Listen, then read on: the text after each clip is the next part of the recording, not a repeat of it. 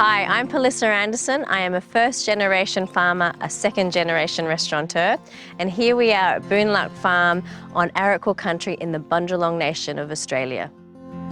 Long before our time, this beautiful piece of land was part of the Big Scrub. Then it was cleared and used for monocultural farming.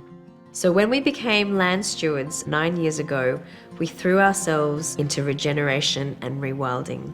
We wanted to re-establish that level of richness you find in the natural world. These days, it's a mini ecosystem that's bursting with abundance. We grow organically here at Boonluck, and we pick when the plants are at their peak. This approach is great for soil and for country, but it also helps to develop the flavour and nutrients that our bodies naturally crave. If I can treat those ingredients in the kitchen as well as I do out on the farm, we're winning. I adore cooking with steam. It is a really respectful way to treat our ingredients. It's gentle and delicate so that you preserve the intense natural flavour of food, and you also retain minerals, trace elements and up to 50% more vitamins.